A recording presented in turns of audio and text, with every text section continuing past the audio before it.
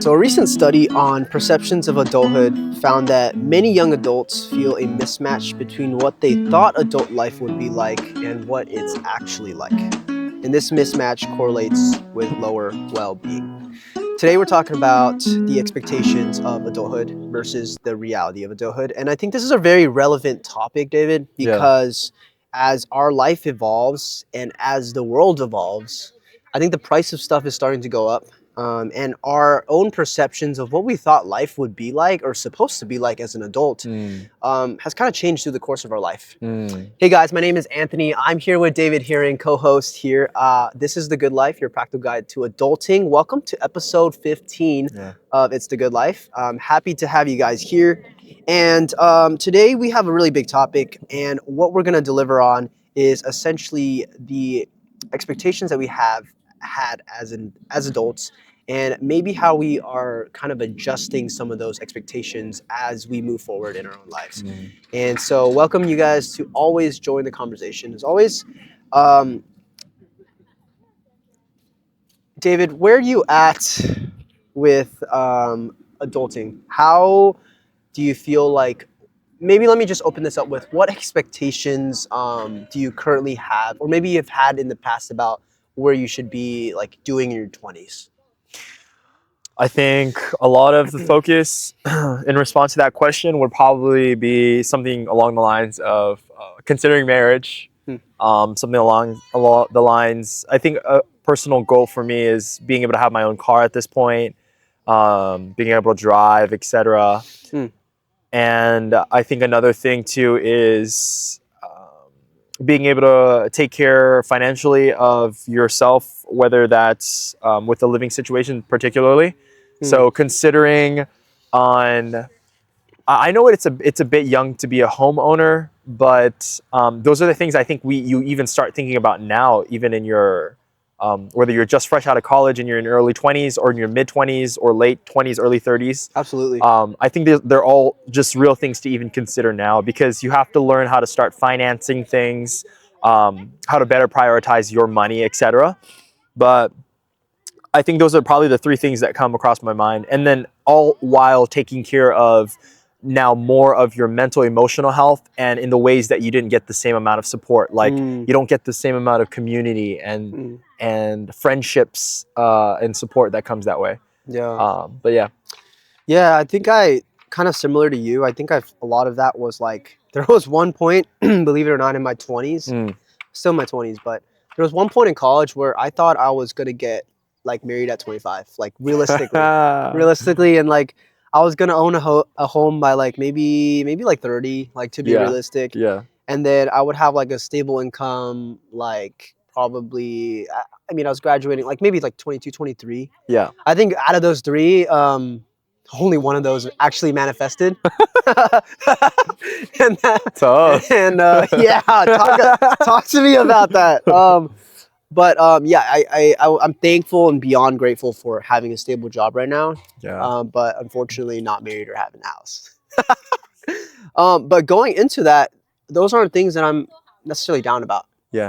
Because I think being realistic about my expectations is an important part of adulting. I think a big part of that is understanding that where you are currently may not be exactly where you thought you were going to be, 5 years ago. Looking forward to this moment, but there's always things you could do to kind of adjust your expectations, right?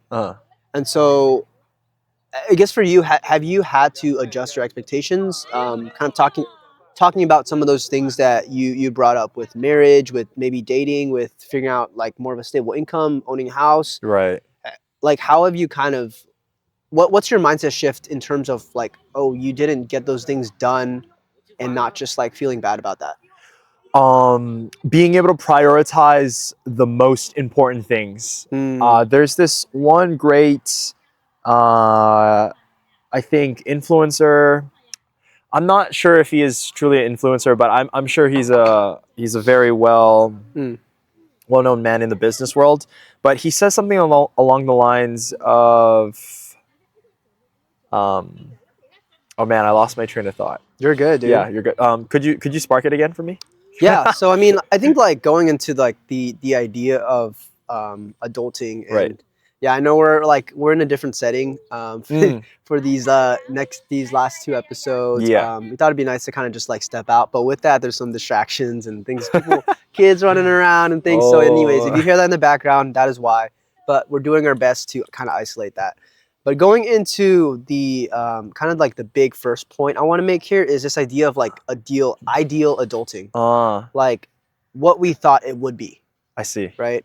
And like why this matters is pretty much like I think we all went into adulthood with this like expectation that came from either family or media or like school. Maybe our family told us like, hey, this is how maybe we lived up in a good environment where like things were brought up well. Yeah. Social media is telling us like, hey, like you're supposed to get a job, you're supposed to travel in your 20s, you're supposed to do all this stuff. Yeah. School told us like, hey, the degree you're gonna get, yeah, it's a solid investment. You're gonna be able to find a job pretty quickly. You're gonna be pretty stable in that. I think I think maybe you would agree, but we kind of almost oversimplify or romanticize this idea of what adulting's like, right? And I know for myself, like I chose to stay out here and move out from home, decided to live on my own because part of it I think was true. Like I did romanticize the idea of like having my own place and like being able to wake up and do things that I want, drive wherever I want. Like I am the own author of my life. Yes. And that was very enticing for me. Right. You know? Right. And so kind of going into like some of these talking points here, I think there's like, we've always grown up with this milestone model. Like you go to elementary school, then you go to middle school, then you go to high school, then college, then you start dating, and then you maybe find a stable job, and then you start renting, but then eventually you work into more of like a, situation where you have a long-term house, and then you maybe get married, right? Yeah. But then I think the sticky point is like once you get out from college, what if you don't start dating? What if you don't find that stable job? Yeah. Then what? Like that cascade of events that happen, like that cause and effect cycle kind of ends and stops there. Yeah. And you're kind of sitting there kind of wondering what you should do in comparison to other people's lives around you, right? Yeah. So I think the point or the quote that I was thinking of was if you do not have 3 priorities or if you have more than 3 priorities, you don't have any priorities at all. That was the quote. And I was like, man, that is so good. And I like that quote a lot because what it demands is an urgency to recognize what is most important that needs to be attended to now.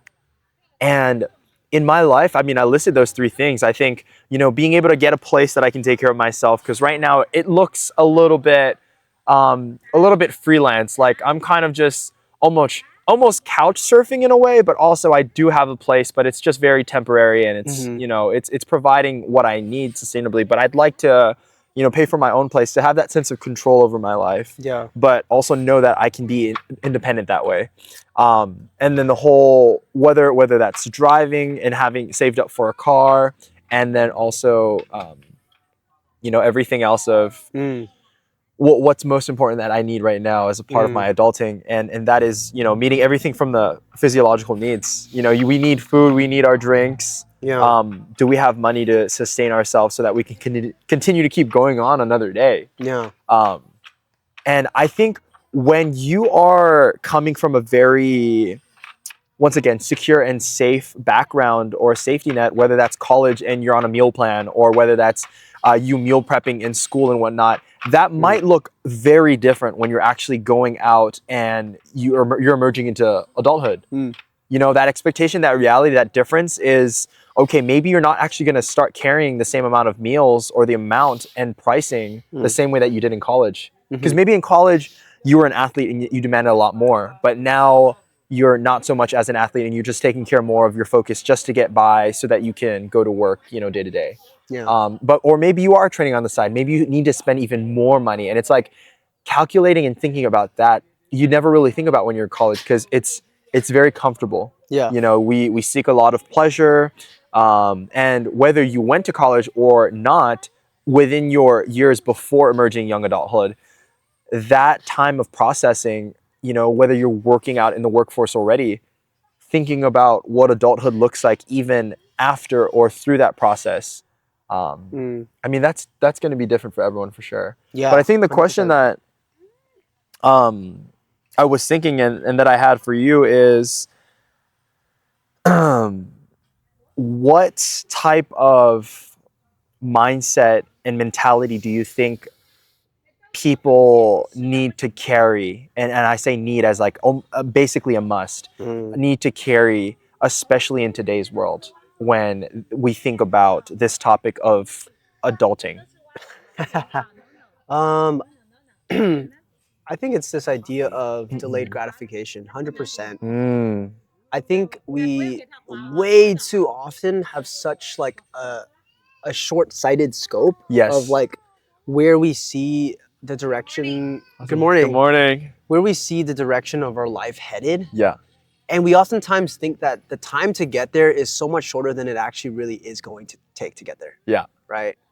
I think that's so pivotal and such a message that I am so eager to share, because I wish someone had told me, like, you think it's going to take you 2 years, it's probably going to take you closer to 10.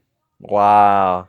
You know? Yeah. And to to set SMART goals, right? You've probably heard like Yes. specific, measurable, Achievable, realistic, and like time-based, right? Yes. Like setting SMART goals, I think, is so important in adulthood, because our expectations of reality make up so much of our reaction to the results that we see in our life, right? If we're expecting things to go completely smoothly and we run into a hiccup, that's going to throw us off. But if we were already expecting that hiccup, then it's just another day in town.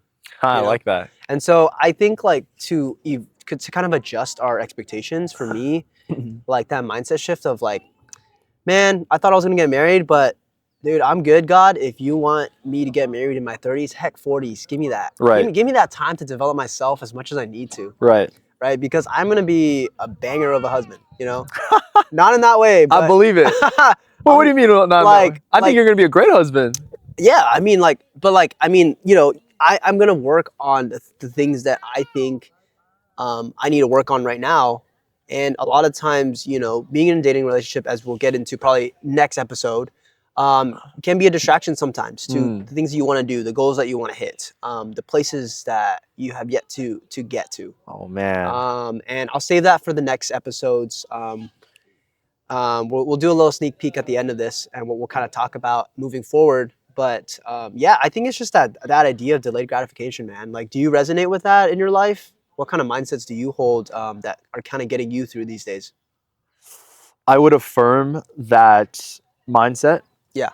And delayed gratification goes a long way. Once again, being able to recognize the small little wins, and celebrate them and embrace the journey of how difficult and how many mistakes you make. And no matter how bad, look at the quality of those mistakes. What do they bring you, and where do they get you? Asking yourself those questions. But what allows me to get through, I think, day to day, the mentality as part of the mindset, carrying the attitude of gratitude constantly, always being grateful. I always thank the Lord. I always thank God for the goodness of everything that I go through, but also the difficult times. Because when I'm in that valley, I'm by myself, but Christ is there right there with me. Yeah. When I'm up there on the mountain, quite literally hitting all these peaks and climbing these, grand mountains, it's amazing to have the physicality that God enables me to achieve something so amazing. And when I go to these, these secret waterfalls, or, these shrubs and bushes that, hit very tacky against the skin, and, it's just very challenging. I'm so grateful for all of that, because that shapes you, that molds you. And in the same way, God gives us all these wonderful experiences, and he molds us and shapes us in so many different ways. Yeah. But I just like that aspect of gratitude. That's really good. I think part of, like, you hinted on that shaping of process. I think adulting is, if you can, it's so synonymous with shaping. Right. Like, the whole process of adulting is in it of itself a shaping process. Like, your expectations are shaped, right? Your life is pretty much flipped on its belly, and you're forced to kind of figure out how it should go. Right. and this idea that you have to have it all together. I don't know where that comes from. Yeah. But I think it's just what we typically do, I think, is often be so hard on ourselves for where we should be and where we aren't yet. Yeah. That we put so much pressure on ourselves to perform. Yeah. But I think oftentimes that pressure almost prevents us from really getting us to where we should be. It kind of holds us back almost Yeah. as something that is a limiting factor. But I think some ideas to think about is I think an exercise to do actually for some people is also to like map out your expectations in adult, right? Like That's good. if you haven't done this already, like spend some time, grab some paper, Yeah. grab a pen, and just like on the top of that, write adulting expectations map. Yeah. And literally write like the expectations that you have on one side, and then and draw a line right across down the middle, and on the other side, maybe reiterate those into more realistic expectations. And I think it's just a good, I think, exercise to kind of show that maybe those things that we expected of ourselves aren't going to be exactly the same things that we are realistically going to achieve. Right. Right. And I think you got to be honest with yourself. I think it's a reality check, I think another idea is grit, right? When it comes to getting to where you want to be. Right. Yes. How does grit play a role in your life? And maybe like how do you deal with like the mundaneness that we talked about earlier in the car about you like just going in and out of work? Yeah. How do you find like rhythms in your life that also feel like fulfilling and allow you to keep playing the game for longer, so to speak? Oh, speaking into grit, Yeah. I think grit is very necessary and means that without grit, you cannot push yourself to get through something difficult. I think everyone needs grit, whether that's in the workforce, whether that is you going to school, whether that's your family dynamic and relationship, whether that's within your relationship, romantically or friendships, etc. Wherever you're in an atmosphere or whatever environment, it'll challenge, it'll push you, and it requires grit. And the reason I say that is because without grit, you're not able to face it directly head on, the challenge that is, and you're not able to acknowledge its presence in a way that you can actually tackle it down. Without grit, almost you can see the issue and problem in front of you, but you don't know how to really approach that. And I think that is why we have to carry with a sense of admiration, grit. And I think branched out from this very thing, there resembles and resonates the ideas of resilience, of perseverance, of open-mindedness, a strength, of rigidity, rigor. But all of these continue to build on a bigger idea, and that is to continue to maintain strength through hardship. So I think it's the capability or the ability to maintain and endure what is difficult in a way that you're consistent at just chasing after it and trying to chip at it, basically. Yeah. And what I mean by that is, I mean, slowly by slowly, right? Think about it. I think the question that I have for you would be, how do you break down and in what ways do you tackle these very big life adulting decisions or these big adulthood topics or concepts that is very prevalent in today's society? How would you go about that? Dude, that's a one mammoth of a question. It's a behemoth question right there. Yes, I'm looking at a behemoth right now. Dude, I believe in this concept of chunking. Yeah. Yes. Like think about it. When you do your laundry, do you like do your laundry every time you get one piece of clothing that you need to wash? No, right? You wait to bunch everything up, right? Yep. The same way when you're washing dishes, you don't like wash a single fork at a time every time you use it, right? Like maybe you wait for the whole family to finish eating and then you wash everything together. Yeah, I hear you. Same idea, right? I think in life we do that automatically without maybe even realizing it, but we don't apply that concept to everything in our life.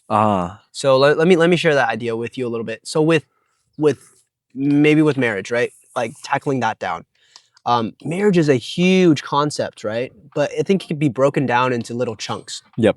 And so part of that is like piecing it together in ways. And so I think a chunk of that is like you have to be dating before you're married, right? And so how do you get to dating? Well, Yeah. you gotta get a girlfriend. Obviously, you got to be able to develop your ability to talk to people. You got to be able to know how to carry a little bit, you know. No, I'm just. I mean, unless she really likes you and she just likes hanging out with, you know.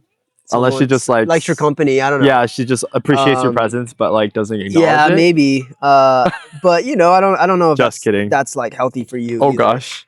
But you know, there's stepwise things that you have to do. Right. And you know, so you can't just be straight out of the womb and be like, I'm ready to get married, right? There's no baby that's gonna like that's not it. Yeah. You got to develop things one after another, and there's a process to that.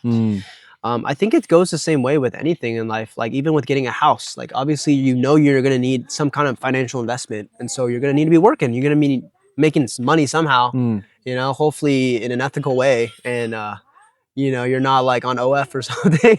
But, you know, like doing things that get you a little bit closer to that goal. I think for me, it's I tend to take goals and I tend to break them down into smaller goals. I like that. And I tackle each one at a smaller piece, right? It's kind of like eating like you're trying to fight a monster, but you're gonna take it pieces at a time. You're not gonna fight the whole monster at once, right? You know, and that just makes it so much more, I think, one, approachable, but two, so much more just accessible for you to kind of actually get done. I like that. Yeah, I don't know. How do you typically go about taking on bigger things like that?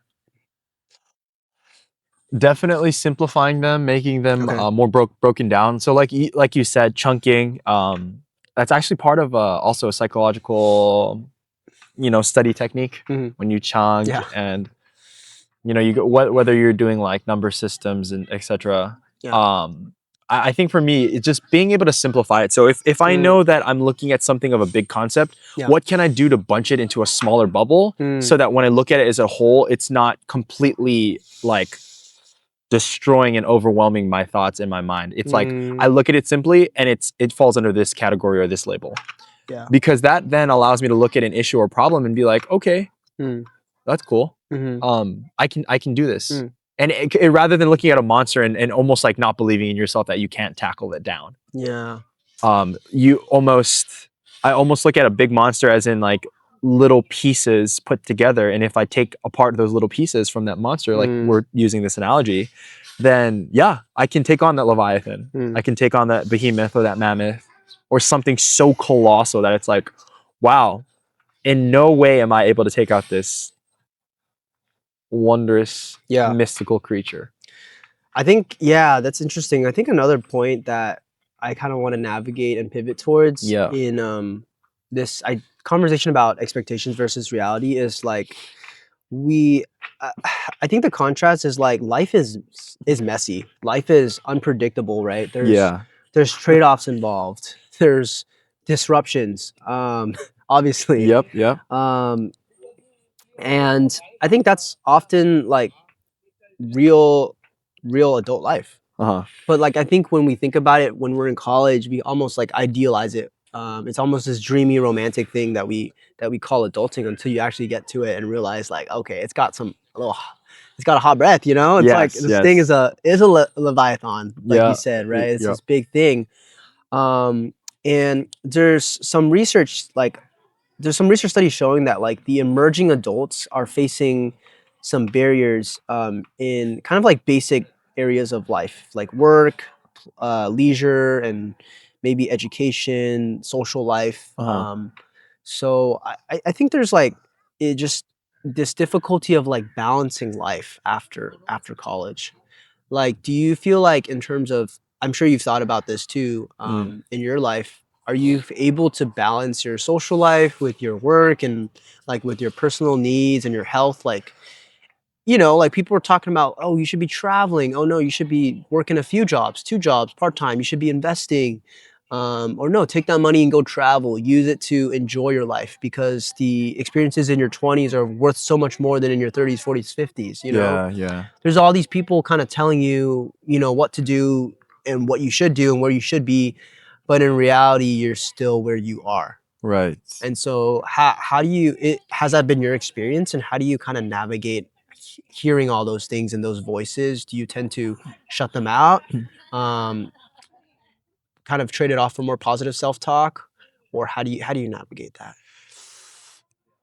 I think simply put, if there's a lot of negative talk and pressure that comes over me about my adulting and how I'm going about my process and my journey, Mm, I embrace that and I use that as fuel. Once again, I'm a big person on. I have this fuel tank, and everything that comes to me and through me will be that fuel that allows me to keep going. Now, then, do I look at every single thing as fuel? Sure, but it really depends. Like when I talk about fuel, like negativity, oh my gosh, that feeds in so much of fuel for me because that gives me more of a reason and a purpose, not to prove people wrong, but to allow mm, myself to know that I can do it. yeah. Because if I can't do it, then I know that I can't do it. But I Mm, believe that I can. I continue to walk into that mentality mindset that I can. And it's yeah. like, it comes to life. Yeah. And then when people, speak good things, obviously I use that as fuel too. But that's Mm, more of an affirmational, of an encouragement fuel. mm. The fuel that I love to feed off of that people always give is, oh man, you can't do that, or I That don't believe in that you, or you're not negative good enough. energy. No, literally. And so many friends, they think, oh wow, like you can do this, but you can't do that. It's like, what you're from Hawaii, but you don't know how to surf. It's like, okay, that's true. That's Whoa. true. But I'm Woo. from Hawaii and I know how to boar hunt, Okay. and I know how to, chop up a sow and, all of these local things. But what's more important is being able to understand that with that fuel, how then am I able to, transfer that energy and actually use that for good? Like, am I really taking Yeah. action Sure. to Sure. better my adulthood or Yeah. to personally develop? Right. Am I able to actually take the things that I am learning from this process of Yeah. negativity and discouragement, Mm. or affirmations and encouragement, and actually place that in actionable steps where, oh yeah, I'm actually financing that house, so it looks like this. Yeah. And because I have a steady 9 to 5, it actually is working. And then at the same time, I'm able to pitch into a fund for savings of a car so that you can Yeah. drive down the road. I can Yeah. drive down the Yeah. road. Um, I think about it so well and broad in that sense because every aspect of that is so key and pivotal to the Mm. future of what is your present right now. Mm. And so I think for the audience, thinking about then what are your next steps? What are actionable things that you can do? Get out a piece of paper, a pencil, a pen, and I really encourage you to write down the things that you can do in order to actionably change where you're at right now. Mm. And that this is in essence and relative to the topic at hand, which is adulthood. Mm. We have a lot of expectations from whether that's society, family, people, friends, or yourself. But we go then through the reality and we have to ask ourselves, are we willing to experience that reality for what it is raw Yeah. and challenge ourselves to take that actionable step to actually meet maybe not all of these expectations, but fulfill what the reality is asking of us? Yeah. I think that's the hard part. Right. I think what you're pinning on is I think what needs to be said, but so often is just brushed to the side. Mm, That idea of just like addressing that issue head on, yeah. of really putting that pen to paper, Right. and really being realistic with where are you, and maybe it's a complete failure, and that sucks, and that brings me to tears to say, but I think it I think there's grace and there's mercy for that. And until you're realistic with your current situation, you're never going to be realistic with where your future is going to be, Yeah. because you don't even know where you're starting. No. Right. And so until you're honest with yourself, then you got to start being honest with your present, so that you can be honest with your future. Mm, that's Um, good. yeah. Um, I think I want to throw this at you. It's interesting. So talking a little bit about the current situation of adulthood and in our world today, as we're filming this in 2025, Mm, um, they there's this talk about like there being new adulthood demands. So there's more choices involved today. Maybe it's like online. There's more work opportunities. There's this and that. People can travel. We're growing up in a different world, right? There's more transitions happening. There's more uncertainty. Jobs are being lost. AI is in town. Yeah. You know, the psychology today has argued that adulthood is no longer a one-time shift, meaning like it just happens once in your life and you're an adult. But it's rather a continual navigation of identity, choices, and adaptation. Mm, So, meaning that if to put that bluntly, i- it's no longer that we just go through adulting; it's that we are probably going to be adulting for years. sure. And so, going back to this idea of like having delayed gratification and a long-term horizon, Yeah. um, realizing that some of these struggles that we're having now might possibly still be struggles that we're going to be having in 10 years, unfortunately. Yeah. Or maybe 8 years if you're quick with it, you Uh, know. But there's kind of these 9 key challenges that every adult faces, right? I And I'm see. I'm gonna throw these at you, Okay. right? And this is from a psychiatrist standpoint, Mm, a study from Amen Clinics. The first one being mental health, identity confusion, mm-hmm. as you know, we're going through a lot of that today. Yep. Financial stress, Right. relationship slash intimacy. Okay. Man, I'm gonna check off all these Yeah. boxes. Yeah. Career path, Okay. burnout, social pressures, kind of like maybe that FOMO where you should be, Yep. structural constraints, Okay. maybe kind of like currently where you're living, situations, stuff like that. And then the last one being existential questions, which we kind of talked about in last episode. This idea of like, what's the meaning of life? What should I Right. do? Right. Of all these challenges, which one do you feel like has been the biggest surprise for you entering into adulthood? Like which one like was the biggest shocker? And the list is just right Yeah. here if you want to take a look at that. Okay. Gotcha. Um, But I would say probably financial stress. okay. It wasn't the biggest shocker, but it was definitely something that surprised me where I was shocked about, wow, this is how much in depth like I actually need to be, making to sustain. Yeah. Or how much I gotta be, supplying for my life in order to get through, and where my priority of those finances are actually going Yeah. in order to so knowing my priorities first about where my money goes. Yeah. Because in college, like for me, you never really think about that stuff. At least so seriously. Yeah. Maybe some people do. I didn't. Yeah. But I would say that one, and then the biggest one too is probably career path. You go to college and you study and you study and you study, and it's for what? For a specific career and a job. But the thing is that is not even guaranteed.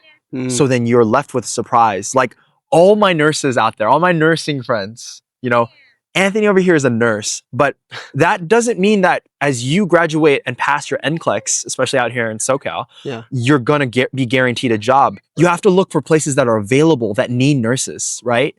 It's amazing that you meet the qualifications, but maybe you actually sometimes do not, because they're asking for 3 years of experience.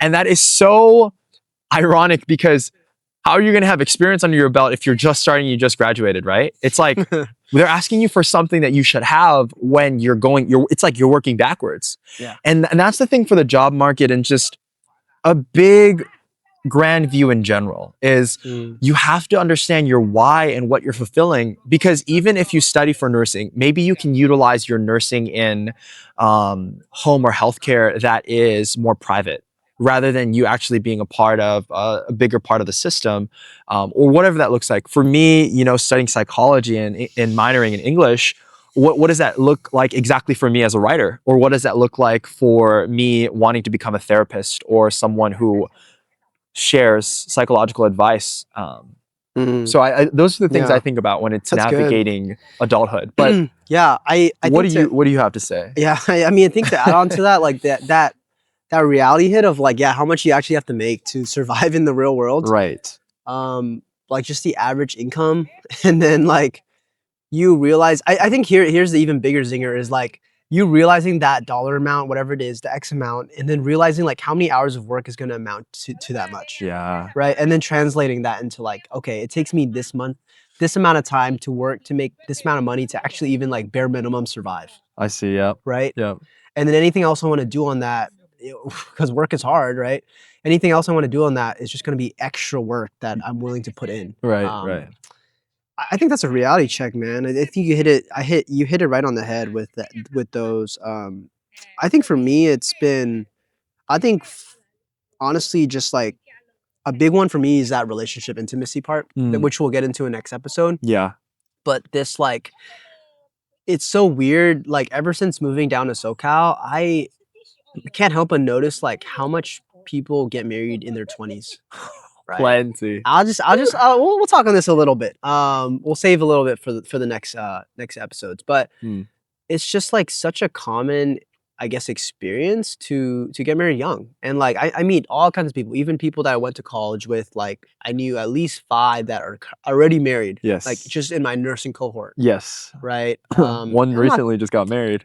Yeah. Like I'm not talking about like just like dating, but I'm talking about like full on like putting a ring on it. You know, right. This is a commitment that I hope you are thinking about making for the rest of your life. Absolutely. And you're 20 years old. For most guys, your frontal lobe is not even fully developed. Let me tell you that. All right. And maybe I take a very unique stance on, maybe a harsh stance on like dating and where I currently am now. And I'll save that for I think the next few episodes.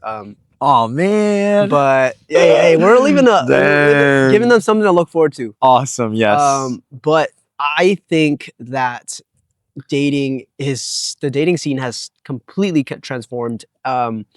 But kind of focusing on the expectations of adulting, I think that like the narrative down here is that you date and then you just get married as soon as you can. You start a family and then your goal is basically to be a grandfather by 50. You know, all jokes aside, I think like there's just so much like pressure to do that. Yeah. Right. And it's not like socially imposed pressure, but it's almost like self-imposed pressure. It's like, like you feel like, because everyone else is doing it, you see like, you know, the super buff dad with a little grandkid next to him. And quite literally what I'm seeing right here. And you're like, well, should I have that too? Right. Or can I get that too? Right. And I think that pressure that you put on yourself is just like, it can be so overwhelming, so overbearing sometimes that you just get crushed under the weight of that. Yeah. And I think that's a reality. I think for you, maybe finance is the number one thing, but I think for me, like that focus on like relationships or like where it should be, you know, how the dating scene is, like a lot of that stuff goes through my head when it comes to adulting and when it comes to like the direction that I want to take, you know. But kind of going into our next thought here, I think there's adulting. A big part of that is like trade-offs, because I think you probably share this too, but like you have ambition, right? Like there's things that you want to achieve. There's things that you want in life. Maybe it is to be a grandfather, you know? Right. Maybe it is to be a super buff dad on playground playing with his grandkid, right? But I think like realizing that life, like there's constantly this navigating that has to happen. Like there's always this tension in your life of like where you are now and then where you want to be. Yep. So how do you tend to hold that tension? Question 1. Question 2, what do you typically tend to, I guess like, how do you grapple with that not being there yet? Oh man, the good questions, the hard ones today, man. That's what keeps me up at night.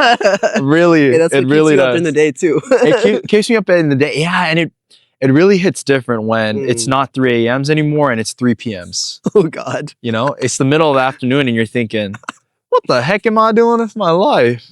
Like, am I really fulfilling purpose? Am I getting things done? Am I actually working? Am I contributing to society?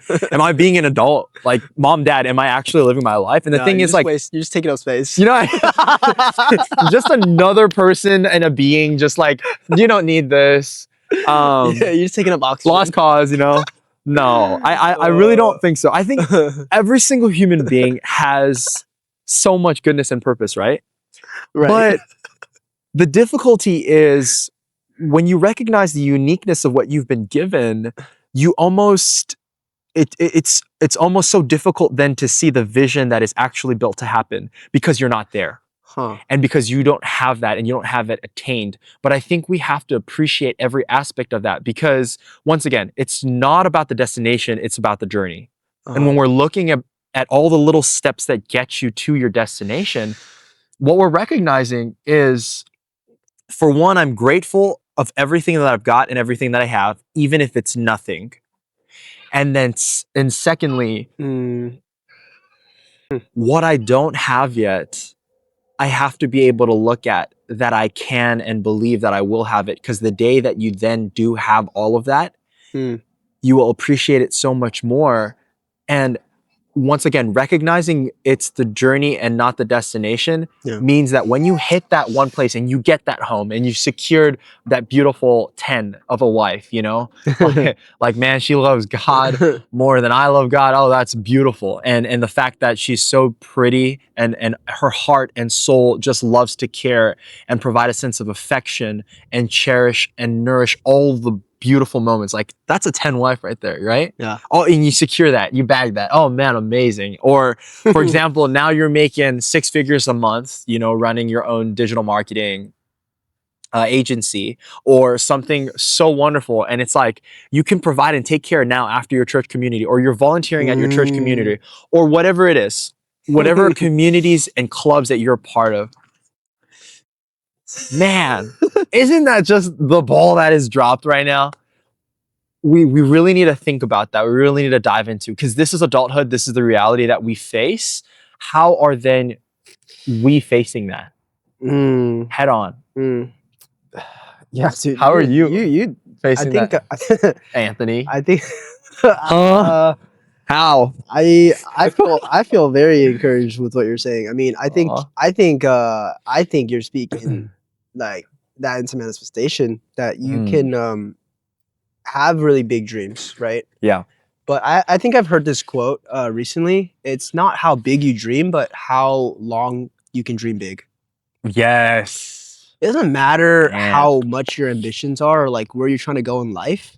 If you can only hold that for 1 month of a period, and then after that you burn out and it's over. Like, everything's downhill. Right. Right? Like, you go 110 and then you stop.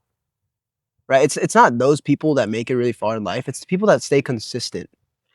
There's this book by Darren, I forget his last name. But it's called The Compound Effect, right? Okay, And it talks about this idea of like small wins and how that adds and leads up to really big, drastic, exponential results later on, right? So to kind of paint the picture, right? Yeah. If I gave you the offer, I will either give you $3 million right now, Okay. or you can take the choice of me giving you 1 cent today that doubles every day for the next 31 days. Which one would you take? Oh, I would take the. And if you know this riddle, then you would know. You know which one to take. That now, the 3 million sounds like a really good deal. Yeah. But after 31 days, if you start off with 1 cent the first day and you multiplies all the way until 31, I can't do the math in my head right now, but I'm sure it's probably more than 3 million. It comes out to about 10.4 million. That's amazing. Yeah. So then, well, now that I know, obviously I'd probably, choose the 1 cent a day. But here's the caveat though. For you don't bust ahead of, say there's 2 friends, right? And one chooses the 3 million, one chooses just the cent a day that doubles. Yeah. You don't bust out in front of that friend in competition. Like, you don't beat them in terms of how much money you make until like day 28. I see. Day 29. Right. So going back to the idea of like delayed gratification, of knowing that like there's a long time horizon involved. Yes. That's such an important mindset, I think, to hold, because if you're short-sighted, yeah, just take that 3 million. It's a lot of money. Yeah.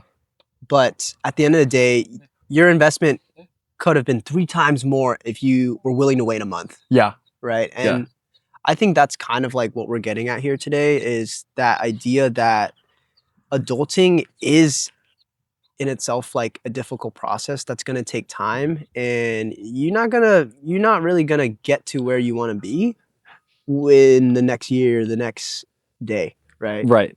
And there's people that are gonna sell you on that dream, right? It's like, yeah. oh yeah, like lose fat overnight if you buy this program, or like you can get, There's no way. or like, hey, you can make money online and make 100K a year just by doing this one hack, or hop on this new diet and transform your body in 24 days and 20 hours, right? Like they can be specific all they want because they want to sell you on it, right? But I think I think it's problem with like marketing and like things that we hear through the news, the TV, is that like a lot of that is a lot of just propaganda and jargon that isn't always going to be true. And we paint into our picture this idea that like we can get things right away.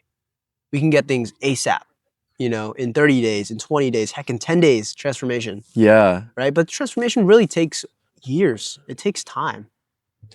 And so it's the question I probe towards you is like, how do you stay patient in that time of waiting?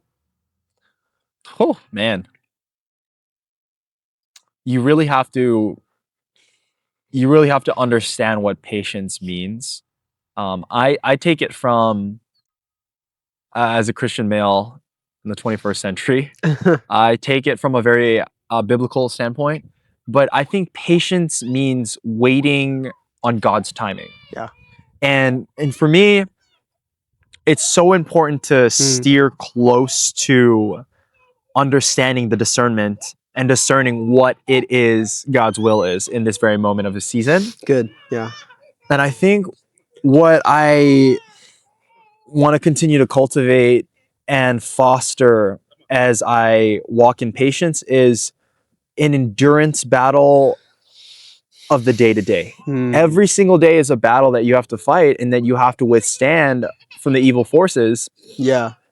You know, temptations or from the darkness, etc. Whatever that is, you know, it's going to look different for everyone. But patience, I think, is once again enduring all those little battles, because from the day to day in that journey, you get one step closer to that big vision. And once you hit that destination, man, that's going to be amazing. Yeah. And that patience will have paid off. But also, even then, in that moment, and still afterwards, be patient, because you haven't fully attained everything that you wanted, even when you got everything that you imagined. Wow. That vision might be achieved, but that destination is never fully reached, because once again, it's not about a place that you can physically get at, or all the physical things that you have, but rather I think it is it's something deep down within. I can't really explain it, but yeah.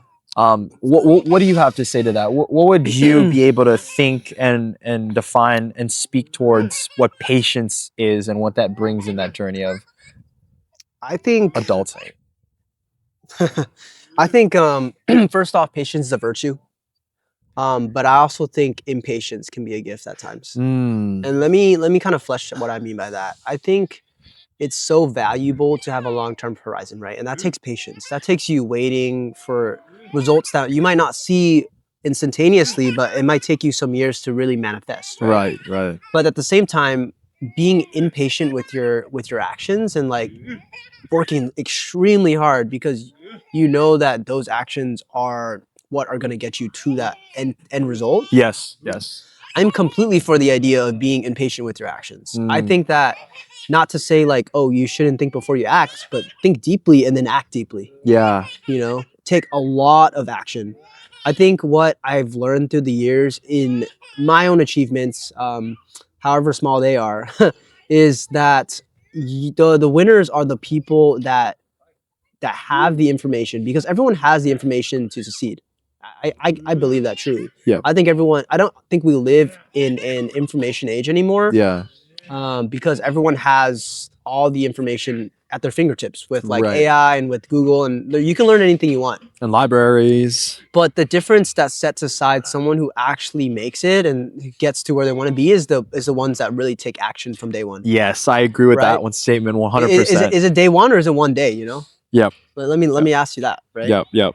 And I think the to paint an analogy here as we kind of come to the end of it, I think there's two lives that we all live, and two lives that we can live. I think The first one being the life that we live if we were to continue on the trajectory that we're currently on. Yeah. And the second life being the life that we could live if we made those right choices. Yes. If we decided to take action towards those things that we really want to get after. Yep. And I would really probe you as a listener to think about that and to think about how you are to go from that first person to that second person, and how to be that version of yourself, right? That you don't even know. You don't even know what is to come of that. But the only thing standing between you and that person is your actions. Exactly. The action is the bridge that gets you there. And so I think as we close off this conversation, I think obviously adulting comes with a lot of compromises. Yep. I think realizing that, like asking yourself, what are the deal breakers? What are things that I'm not willing to compromise on? Whether that's my health, I'm going to make sure I get my exercise every day. Make sure I eat healthy. And I'm going to make sure that I take care of my relationship with God. Hands down, it doesn't matter what situation I am in life. I'm going to make sure that those bases are covered. Yeah. Right. And so what is that for you? You know, I think that's worth asking. But kind of as we round off here, do you kind of have final thoughts on any of those ideas in terms of, you know, trade-offs, things we talked about with expectations, ideal adulting, kind of the reality checks, and just developing like an idea of grit? Any of those ideas, is there any like kind of last things that you wanted to touch on?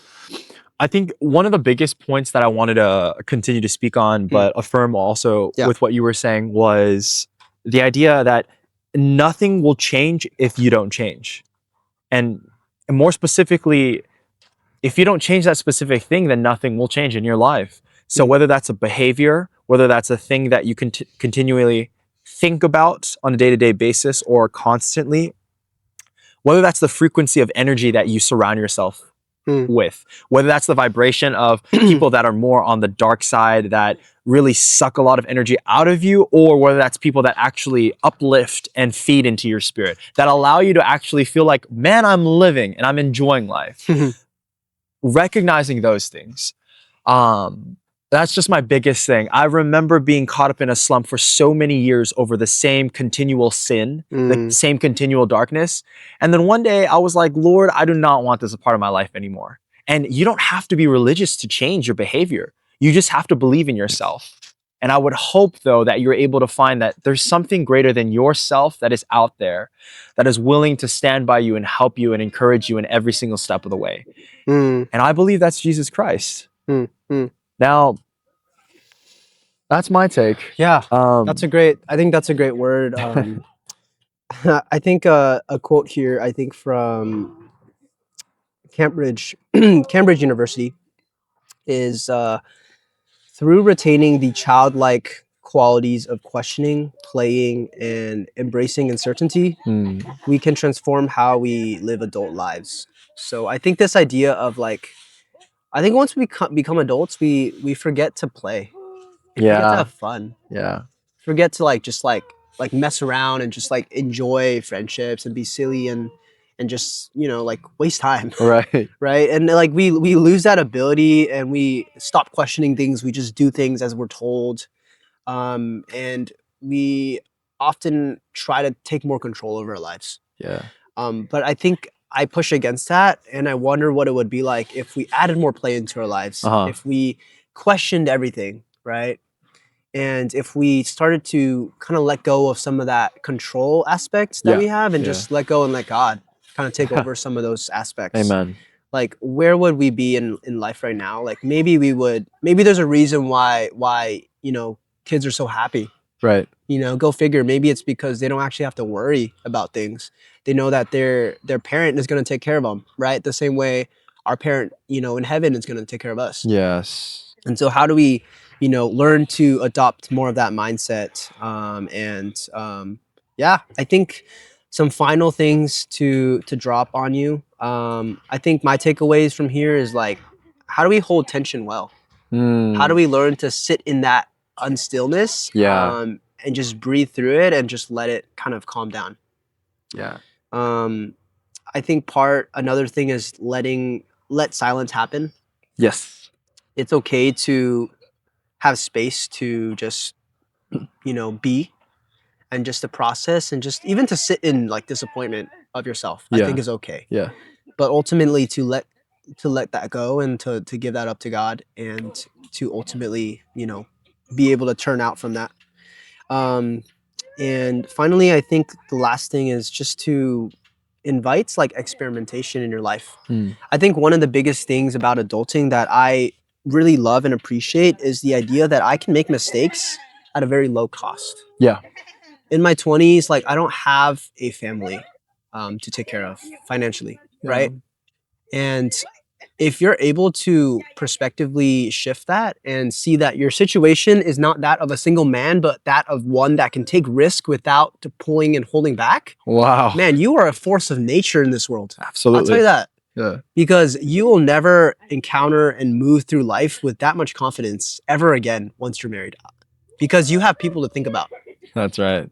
Right? But as a single man, and we'll get into this in next episode, I swear we will, is that you have so much agency and power and control over your time, over your money, over your attention, that like whatever you want to do, you can absolutely do. Yes.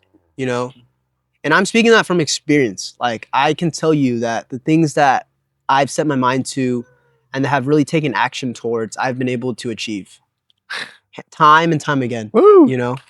I'm not talking about the bodybuilding competition. I'm not talking about like just, getting a nursing job in the field that I want, or, starting a channel on YouTube, or just pursuing the goals that I've always wanted, or, Right. To be able to serve in the church ministries that I want. Right. But I'm just talking about just setting your mind to something small and just doing it every day. That's good. I want to leave it on that note. If you're good, I'll probably end us off in prayer. Yeah, I think that was a wonderful episode. Yeah. Thank you, audience, for listening. Yeah. As always, thank you so much.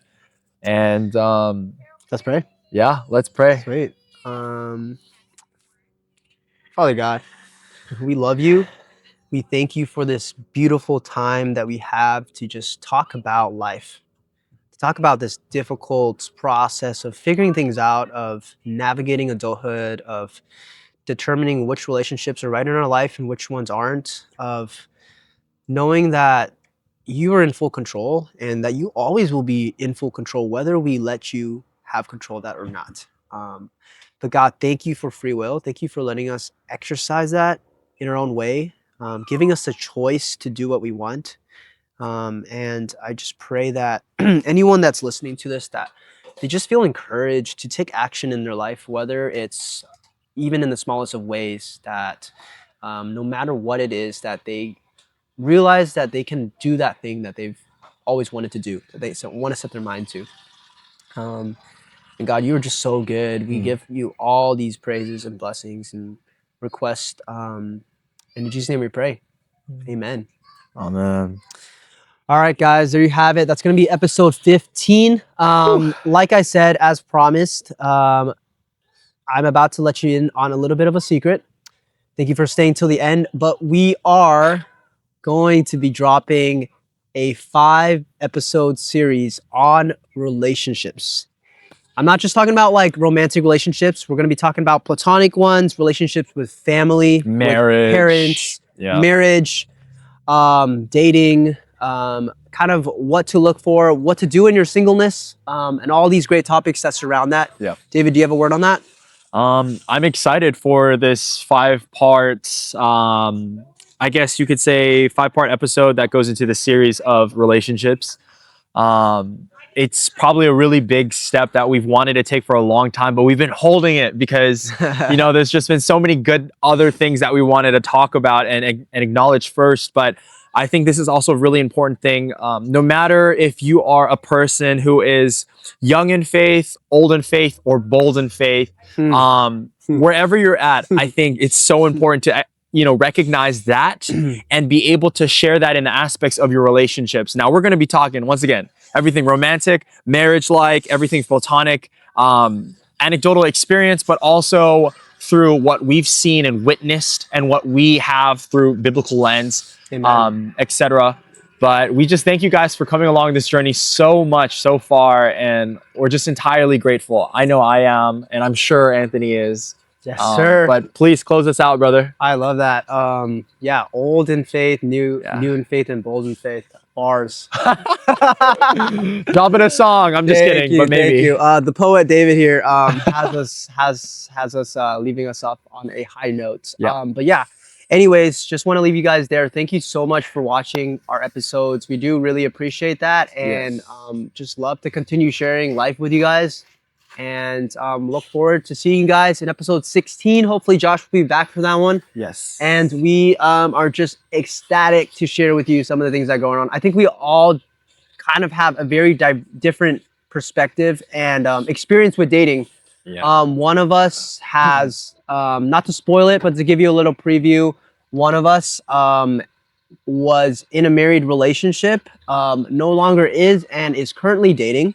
Another one of us was in a long-term relationship, but is currently single and has decided to stay single for somewhat of a committed time.